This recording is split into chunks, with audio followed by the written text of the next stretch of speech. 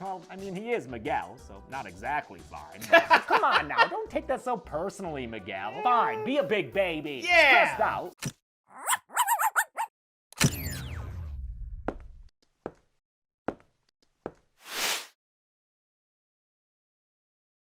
Hey guys, my name's Dan, and today's reaction comes from Dead Meat. This is Day of the Dead 1985 kill count. Now this movie is an absolute classic, and I'm so excited to dive in and learn more about it, because there's a whole hell of a lot of cool things happening within it, and I'm really curious to see how it was all put together. So if you enjoy other videos that Dead Meat has done, I've reacted to many of them, mostly kill counts, but a lot of them for you to enjoy. And if you want to see future reactions that I do, you can go right below this video, click that like button, that subscribe button, and ring notification bell, because not only does it give you access to future reactions that I do, but also helps my channel out a ton. They can go on over and support Dead Meat if you haven't already. I'll leave a link to his channel down in the description. And without any further ado, let's go. Welcome to the Kill Count, where we tally up the victims in all our favorite horror movies. I'm James A. Janice, and today we're looking at Day of the Dead. But don't break out the sugar skulls, I mean the 1985 George A. Romero zombie flick. By this point in the zombie apocalypse of this series, humans have become the minority, and in many cases, can't be found at all. Day follows a completely isolated group of survivors consisting of scientists and the soldiers assigned to protect them. These divergent groups have natural tension and lend themselves to a lot of ideological debate, and I mean a lot. While Romero inserted plenty of commentary in Dawn, in Day the dialogue becomes an entry-level philosophy class discussion. The first half especially has a lot of scenes that are mostly just arguments, but the thoughts being explored are interesting, even if the acting isn't always up to snuff. In my younger days, I thought this movie was boring, especially compared to the zany romp-around of Dawn. Whereas Dawn had constant movement and action, Day is much more pensive and occasionally pontificacious affair. Many critics and contemporary audience members felt the same way, and Day of the Dead suffered from these comparisons to its predecessor. But as an adult, I've grown to respect the movie's somber tone. Same. It's not meant to be as fun as Dawn. By this point, things are too desperate for all that. Nowadays, I'm grateful that Romero didn't just make the same movie again. And thankfully, since its release, Day has gotten more of the appreciation it deserves. Day of the Dead was released 7 years after Dawn, which was successful enough to immediately ensure a third of the Dead installment. First though, Romero wanted to make a couple of other films. The horror anthology Creepshow, which I'd love to look at sometime, and a movie about a Renaissance fair on motorcycles? What? I'll have to check that out. These films were part of a deal with United Film Distribution Company, who originally offered Romero a $7 million budget for Day. But the lackluster performance of Night Riders and Romero's insistence on releasing Day unrated caused the budget to be cut by more than half. And with only $3 million at his disposal, Romero had to drastically downsize his original script. It was just bigger. It was bigger. I had boats. Yeah, it was Raiders of the Lost Ark with zombies. Romero was fine with the revisions because it allowed him to retain creative control and release the film unrated to make the most of his makeup team, which not only saw the return of Tom Savini, but also the start of a few artists who would become special effects legends. Together, they gave us the goriest depiction of zombies yet. Yeah, festering, sure did. nasty, and constantly hungry, always looking for another meal behind the next door. Of course, we as people get hungry too, and since we can't just eat whatever human flesh is around, free shipping. That's HelloFresh.com, promo code 12DeadMeat for 12 free meals with free shipping. Just a note, in case you missed the memo though, the sponsorship is because there's no version of this video that could get ads on it. But I still have to avoid age restrictions, or else YouTube will punish my channel in the algorithm, a word that I hate saying. Because of that, the most intense gore will still have to get blurred. I can't run afoul of YouTube's ever-increasingly stringent guidelines. Fair. I'm really sorry, and I hate doing this, but I'm working under the constraints imposed upon me here. Blame Tom Savini for making such awesome gore. Here, I'll show you what I mean. Let's get to the kills. The movie begins in a sparse white room. Looks like it's the calendar room. Aw, we missed Halloween. Oh, month's over, lady. Better flip the page. Just kidding, zombies say it's Halloween forever! This opening was a nightmare of Dr. Sarah Bowman's, played by Laurie Cardell, who hailed from Erie, Pennsylvania. And if that last name sounds familiar, it's because her dad was Chilly Billy Cardell, the real-life broadcaster who played a reporter in Night of the Living Dead. Romero cast Laurie after seeing her in a play, and she gives the best performance of the film easily. Sarah's on a search mission for other human survivors with a soldier named Miguel, a radio operator named McDermott, and a cautious helicopter pilot named John. I'll set us down. but I won't leave my seat and I'll keep the engine running. They go in for a landing at Fort Myers, the biggest city around, with the film's Floridian setting buttressed by a Caribbean-inspired score. The music in Romero's original trilogy is so interesting to me. Night has those dramatic cues, sometimes gothic, sometimes sci-fi, all chosen by Romero from the High Q library. Dawn of the Dead had Goblin-making music for it, but many of us are only familiar with the American theatrical cut, which replaced a lot of those songs with more stock music, this time chosen by Romero from the DeWolf library. Those tracks are peculiar, to say the least, and are understandably divisive, even though I enjoy them. For Day, Romero had a composer in John Harrison, who was actually just on the kill count. Dude played Screwdriver Zombie in Dawn. He also scored Creepshow, directed a miniseries version of Dune, and wait, what the fuck? Wrote Disney's Dinosaur? What was this guy's life? Anyway, his score is completely original and cohesive, a first for a film in this series. Personally, I love it, but again, not everyone was a fan. I didn't realize that there were people that absolutely hated it. I would have killed them if I had. The bird lands and Sarah heads through desolation with Miguel, who looks for people while singing M1A1 by Gorillaz. Hello? Is anyone there?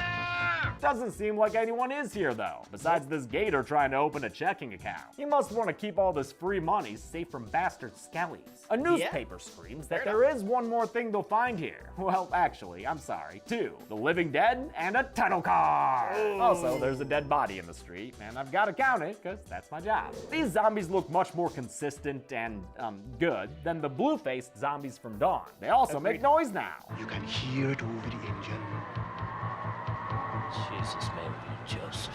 The best zombie of the sequence is that title card zombie, Oh my nicknamed God, Dr. yeah. Tongue. He's actually a glorified hand puppet made from a foam sculpture of Tom Savini. His jawless state came about because of an accident with a drill. I never would have guessed this thing was a puppet. Those animatronic eyes are incredible. With nothing but Zeds around, the survivors fly back into the Everglades to their fenced-in encampment. This little bit of safety's not enough to soothe Miguel, who's about to fall apart because of the way they have to live. We're all collapsing. This whole fucking unit is collapsing, everybody except you.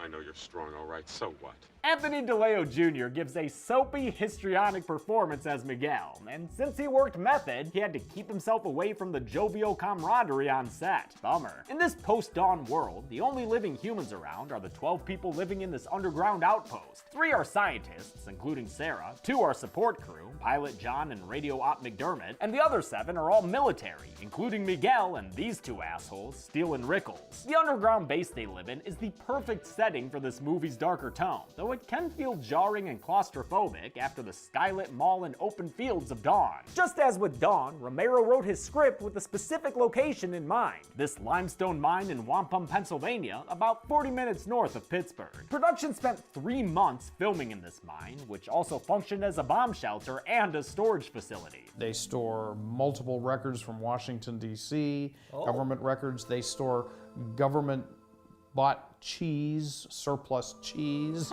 It's a memorable backdrop, but filming there came with plenty of issues. They had to watch out for hibernating bats, figure out how to light these giant caverns, and fix their film equipment when it got jammed up with mine dust. Worst of all was the effect it had on the cast and crew. It was a very nasty and depressing place to be. B12 injections were given to compensate for the lack of sunlight, but there was no getting around all that dust, and plenty of people got sick. What is this black stuff that usually is all over you, but now it's like all over inside of you too? In these dank tunnels, the survivors keep a corral of the living dead to serve as test subjects for Sarah and her scientist peers. They're trying to find a solution to the pandemic, and this military unit has been assigned to protect and assist them. That means retrieving test subjects when they need them, a dangerous task that Steele forces an exhausted Miguel to help with. Miguel loses control of the Zed, which nearly gets Rickles bit, and Steele responds by screaming racial slurs and threatening to feed Miguel to a zombie. That's about when Sarah's had enough. Let him go! God damn it!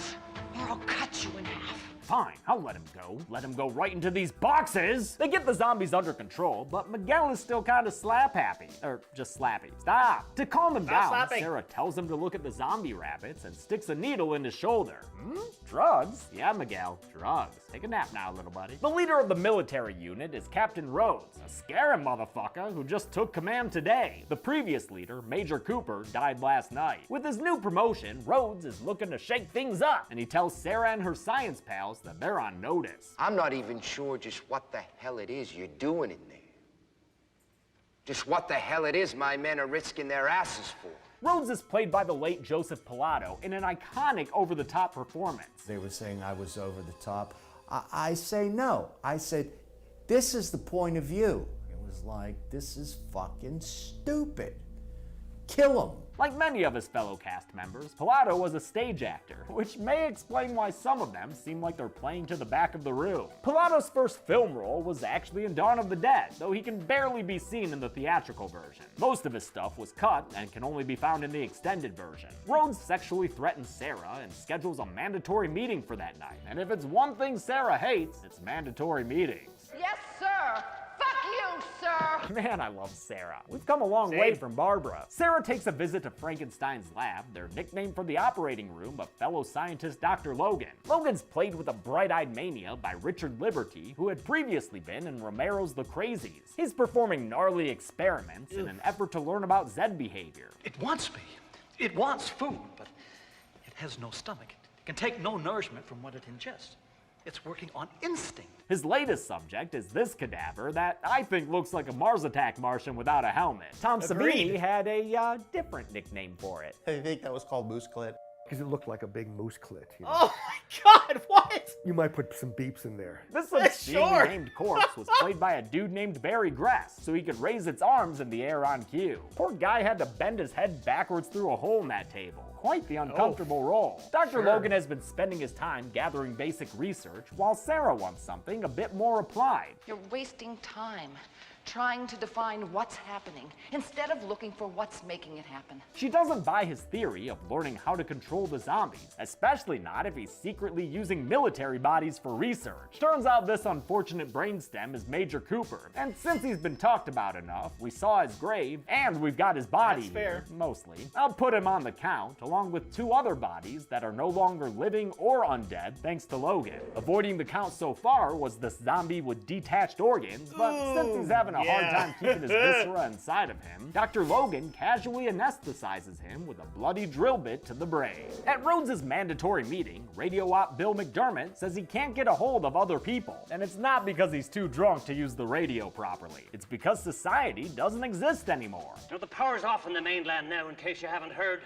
And all the shopping malls are closed. In other words, the world of Dawn of the Dead is no more. With the soldiers acting fools, Sarah tries to leave the meeting, which is when she learns of Captain Rhodes' severe attendance policy. Steele, shoot that woman. Bang! You're dead. Nah, Chuckle Fox, ain't you heard me before? I told you, Captain Rhodes is a scary motherfucker. Things nearly boil over, with John standing up for Sarah until she returns to her seat so Rhodes' manlyhood can stay secure. He yells that this is a war, but the third scientist, Dr. Fisher, reminds him that the soldiers are there to protect them, so try to be less of a dick about it, huh? Fisher's played by John Amplis, a Romero regular. He was the title role in Martin, and, damn it, George, he's the guy you stuck in brownface in Dawn. Dr. Logan shows up late to the meeting and tells Rhodes his feeble pea shooters are useless now. They have overrun us, you know. We're in the minority now. Something like 400,000 to 1 by my calculations. Logan boasts that his behavioral studies will be more useful sooner than Sarah's research to solve the pandemic. But Rhodes doesn't care about either of their approaches. He's on the verge of disbanding this entire operation. A lot of Day's earlier scenes are people yelling at each other, which is one of the slight dings I have against the film. Rhodes reestablishes a tenuous control, but things are clearly about to fall apart. If only everyone believed in cooperation like Sarah. Maybe if we tried working together, we could ease some of the tensions. Makes sense. We're all pulling in different directions. Well, that's the trouble with the world, Sarah darling.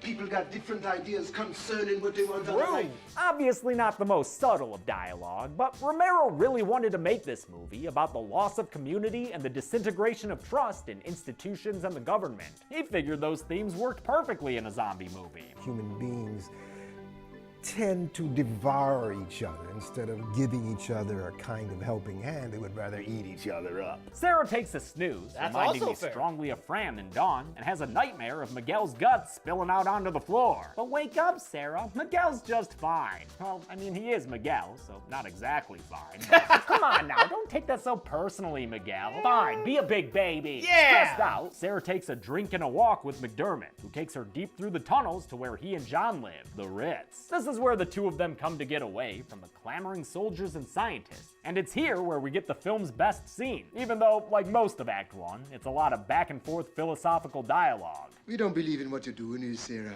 John's not talking about Sarah's drinking. He is friends with McDermott, after all. He's saying the entire concepts of science and history are pointless now. What does it matter, Sarah, darling? All this filing and record keeping. We ever gonna give a shit? Sarah objects, but without a strong argument. What I'm doing. That's all there's left to do. And John rebuts that they can get out of there and go make babies. John, was this whole spiel a pickup line? No, it's John's sincere beliefs. He says that God's cursed them with hell on earth, a punishment for the arrogance of man. We was getting too big for our britches. Trying to figure his shit out. The reason this scene works so well is the acting. Like Laurie Cardell, Terry Alexander, and Jarlath Conroy were both stage trained. That's probably why Alexander handles these long monologues so deftly, even when he's doing them in a West Indies accent that wasn't his own. I have to do this all the time for the people. They don't believe it's me in the movie. On the subject of the arrogance of man, Dr. Logan's convinced he can train a zombie. He says they're simply less perfect humans, and that their behaviors can be conditioned with punishments and rewards. Think about it. Think.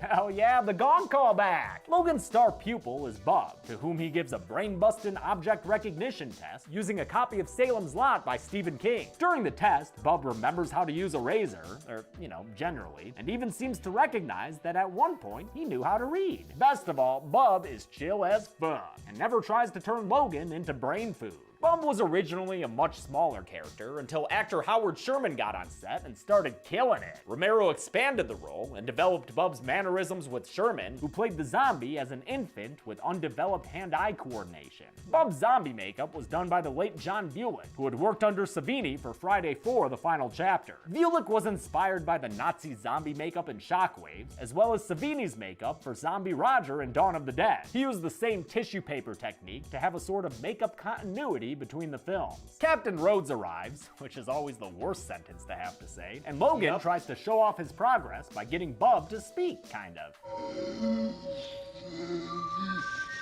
But neither Bub's eloquence nor his respect for service members is enough to impress Rhodes, who calls him a walking pile of pus. Since Logan wants to continue rewarding Bub for his behavior, he gives his student an unloaded gun to see what he does with it.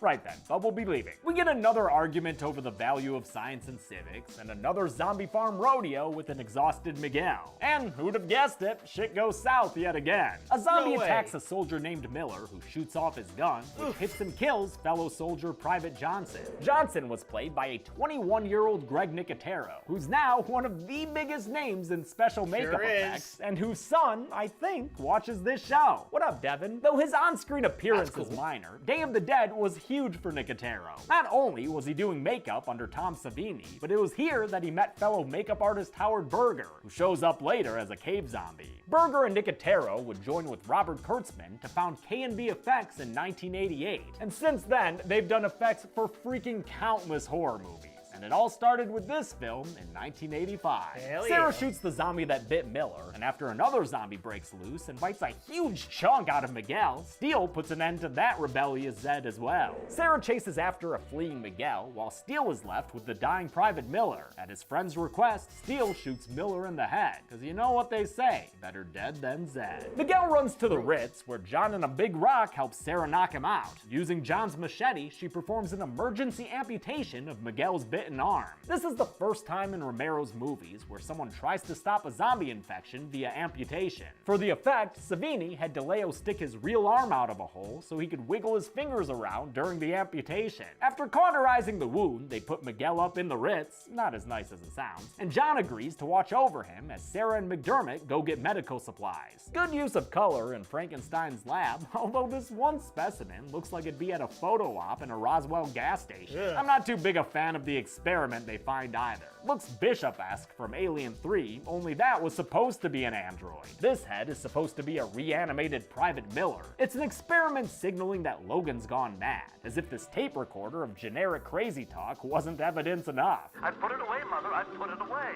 Why would he have recorded that? They see Dr. Logan go to check on Bub, who's living his undead life like any 80s teen in America. If 80s American teens listen to Ode to Joy, that is.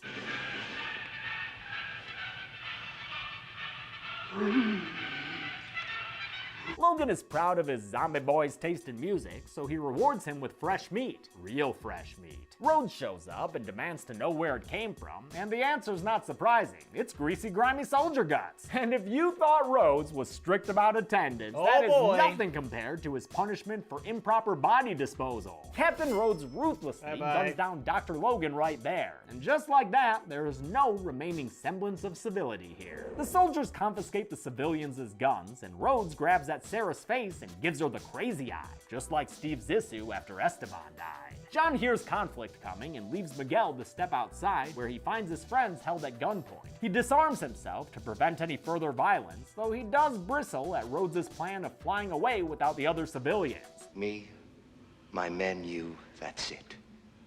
You'll never get me to do that, Rhodes. Oh, I barely knew Dr. Fisher's name, but that was cold-blooded as hell. Yeah, the soldiers stick Sarah and McDermott in the zombie corral, and when John tries to protest, Rhodes orders him beaten by steel. Can't kill him, since they need him to fly the chopper, but that doesn't mean he can't get movie punched and thrown around, you know? The beating is interrupted when they hear the elevator running, because Miguel has snuck off and is going up top. As the soldiers go to see what's happening, Sarah and McDermott decide that their best chance of survival is outrunning the undead in the tunnels. This underground adventure feels a bit like a haunted house, though it does yield an awesome moment when McDermott half decaps a Zed with a shovel. This effect was Savini's way of outdoing himself. He wanted a better version of the machete kill he did in Dawn, which used a cutout weapon and playing footage in reverse. Same concepts applied here, but, you know, is better. Much better. Doesn't go on the count though, because that brain is clearly still alive. Here, have a consolation kill, because Sarah bashes this zombie with a wooden board hard enough to count. John manages to free himself from Rhodes and his soldiers, but after knocking them out, he only disarms them. He doesn't kill them, because killing is distasteful. Now armed, he runs into the tunnels to save Sarah and McDermott. He kills 4 zombies on the way by shooting them in the head, with one of them played by Howard Berger, like I mentioned earlier. I'll also count this zombie that McDermott thwacks with a shovel, because I like his little flip and how McDermott kind of barks at him.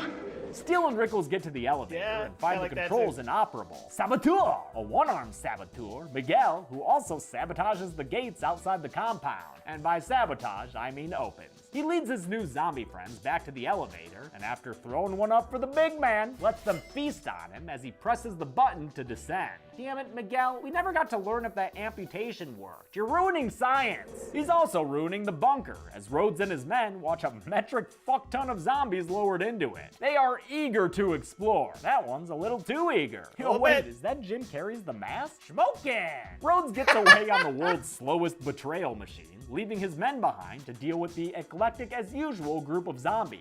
Alright, what do we got in this one, George? A football player? Okay. A bride? An army guy? Nice. That one's got a cigar and looks like Eric Wareheim playing a casino manager. As Rhodes gets back to the compound and locks the door behind him, his men try and fail to avoid the living dead. This last grunt I haven't mentioned, Private Torres, is played by Tom Savini's friend and this film's stunt coordinator Tasso Stavrakis, who also played Sledge the Biker in Dawn of the Dead. Much like in that movie, Tasso's character is torn apart by zombies. His kill is accompanied by a horrific shriek that grows higher pitched as his vocal cords are stretched. Yeah. Surprisingly, Savini said he didn't love this kill. He thought there were too many zombie hands blocking the effects. Rickles runs through the tunnels and quickly falls victim too. He's only able to kill a single Zed with a headshot before they get him to the ground and, whoa, tear his eye out and bite off his fingers. Damn! I love how much this movie improves upon the already respectable gore from Dawn. Savini has called it his masterpiece, which is the highest praise a horror movie's effects could ever have. The last and largest of the grunts, Private Steele, shoots 2 zombies in the head as he runs back to the compound. I won't be counting any of the Zeds he sprays across the torso, but I don't need to. He's already doing way better than his friends. When Steele finds himself locked out of the compound, he uses a skeleton key to get inside, which also lets in the zombies. All of the zombies. Seriously, that is a ton of zombies. Oh, and one of them's a clown. What fun. Yeah, why Inside not? the compound, Bub accidentally frees himself while licking his plate clean of grunt guts. When he finds Dr. Logan's corpse, he experiences a fit of anguish and eyes a nearby gun as a means for revenge. Bub comes out to the hall and uses his gun to shoot at Steele. He misses, and Steele's about to drop Bub's head to a nub, but he's interrupted by a zombie attack, causing him to say wubba lubba dub dub. Steele is bitten, but makes sure to kill 4 more zombies still, including a couple of lady zombies and one that looks pulled straight out of Creepshow. With that, Steele does a sign of the cross, a suggestion by his actor, Gary Clark, then shoots himself in the head to avoid a painful zombie death. It'll also prevent him from coming back, meaning these Zeds just got themselves a hearty meal. Speaking of Creepshow, when John reaches Sarah and McDermott and they have a zombie-killing shootout, it veers into a pretty comic booky style. I guess George was still riding that wave. The 3 survivors reach the bunker's ladder and get 2 more kills as they climb. One lady whose head, oozes water, ew. And a guy zombie who tries to get John but is killed by McDermott. With that, they're able to ascend in a lovely swinging low-angle long shot. Bub finds Rhodes and opens fire, getting the captain once in the shoulder and then again in the leg. It slows Rhodes down, and when he tries to escape through a door, he's shocked to find a bunch of zombies and their zombie hands. Bub ensures that Rhodes is in no condition to retreat, then salutes him with an unspoken but heavily implied "fuck you." Captain Rhodes is overwhelmed and torn apart in a classic kill. It's an all-timer, not only because he's ripped in half and his lower body's dragged away, but also because of his defiant last words.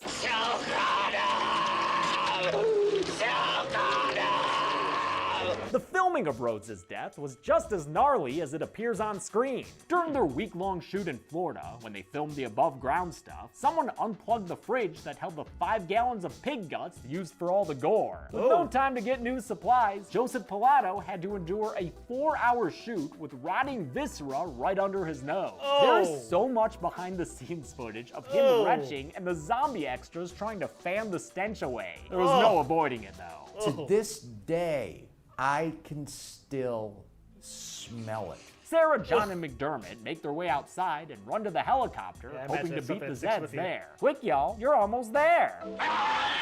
And that's how you skip writing an ending if you want to. Because that scare was just a dream, probably, and Sarah wakes up safe on an island. John and McDermott are there too, living all kinds of irie, because something has started today. Where did it go? What you want it to be? Well, you know, November has come. And this movie has gone away. How many kills can an underground bunker even fit inside? Let's find out and get to the numbers. Zombies, zombies, zombies, zombies, zombies, zombies, zombies. I counted 35 deaths in Day of the Dead, with the victims consisting of 10 living men, 18 zombie men, 6 zombie women, and 1 unknown body in the streets of Fort Myers. No living lady deaths, since Sarah was the only one running around, and with a runtime of 101 minutes, that left us with a kill on average every 2.89 minutes. I'll give the golden chainsaw for coolest kill to Rhodes, though I will say this wasn't a given. Tasso Stavrakis' death was gnarly, as were a few others for various reasons. But the choke on it line is what won me over in the end. It's literally the only cool thing Captain Rhodes ever did. Dull Machete for lamest kill will go to the sun-dried corpse I counted in the beginning. Is that cheating? Probably. And coolest corpse award for my favorite zombie goes to Bub. Kinda hard to beat a Zed who appreciates Beethoven and Stephen King. Like, Dr. Tongue was cool and all, but did he ever use a gun to shoot Captain Rhodes? I don't think so. Bub, I salute you. And that's it. Day of the Dead came out in 1985, but thanks to a limited release, undercooked marketing, and confusion with the same year's Return of the Living Dead, it severely underperformed at the box office. And in the lackluster reviews, and you've got one sad situation for the cast and crew. They couldn't stand it. They loved Dawn of the Dead. So it just came and went. As an actor, I was hoping this is my biggest role out here on film, and maybe somebody might recognize that I was talented and give me something else. Didn't happen. Romero was especially deflated, as this was his favorite of the trilogy, and he wouldn't revisit the series until nearly 20 years later with Land of the Dead. I'll check out his second trilogy sometime eventually, as well as the remakes of these first 3 films. But next week, we've got different zombies to count, those on a train to Busan. Until then, I'm James A. Janice. This has been the Kill Count. On the next Kill Count. Yeah, so personally, obviously, it wasn't Dawn of the Dead, but the kills and the gore were just so good in this. It's right up there for me with some of my favorite zombie movies ever. I don't know if there is really one that I can just definitively say that is my favorite of all time, but this is definitely one that I enjoy, and I'll just watch over and over again just for these kills. Just so gruesome.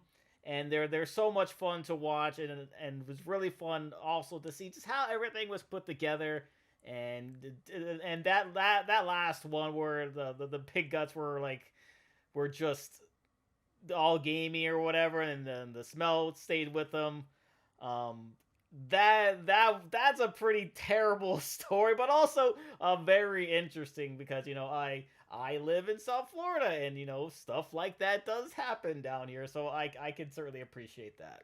So that's going to do it for me here. Before I go, though, I want to give a huge shout-out to all of my $5 and up supporters on Patreon: Marvin Espinoza, Cruising, Wolverine 310, Lauren Davenport, Castor Cronage, Amber K, Raymond Bright, Joshua Teese, Multi-Disturbed 666, and Chris Curtis. And if you too like to have your name read at each and every one of my videos, plus many other fun goodies, maybe have me react to a past kill count or two, please head on over to patreon.com/Reactor. The link will be right there in the description. You can right below this video, click that join button there, or head right over to my channel page and click that join button there. And with that being said, comment down below. Let me know what is your favorite zombie movie. Please leave a like if you enjoyed. Also, once you patch backs, I've done the other Dead Meat videos. Got a nice playlist right over there full of them for you. Share this video. Subscribe and subscribed already. Your notification bell because I put new videos every single day. And I'll see you guys next time.